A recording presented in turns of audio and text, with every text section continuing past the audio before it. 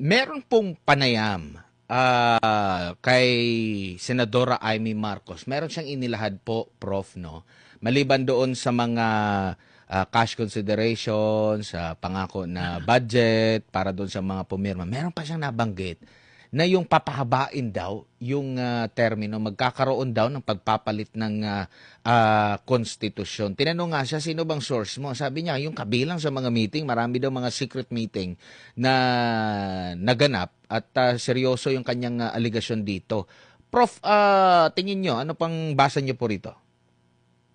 Alam mo, para mo makuha ang desisyon ng mga politiko, lalo na itong 19th at 20th Congress, nakikita naman natin talagang may carrot and stick, no?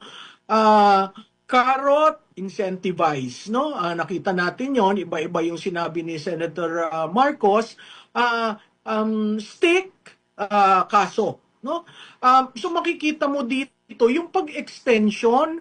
Nakakalungkot yun kasi extension ng term at pagtaas ng edad ng pwedeng tumakbo sa presidente.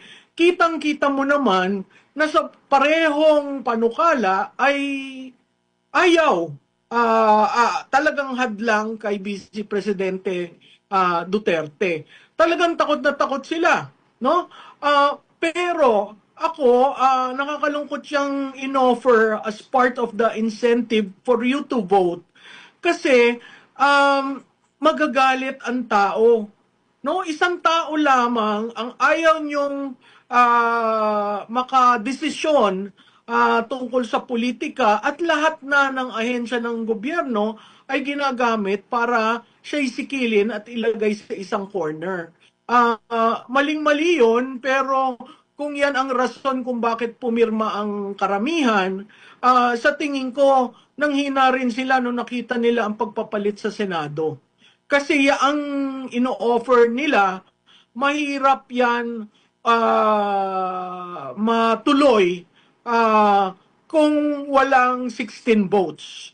At ganun rin sa pananaw ko, meron rin kumakalat na may ino-offer na tumakbo sa Vice Presidente si Senate President Cayetano sa administrasyon, at meron rin sinasabi na yung ibang may kaso ay hindi nakakasuhan. Sa kagustuhan nilang ma-impeach si Vice President sa Senado. Alam nyo, kahit na anong senaryo, mahirap makakuha ng 16.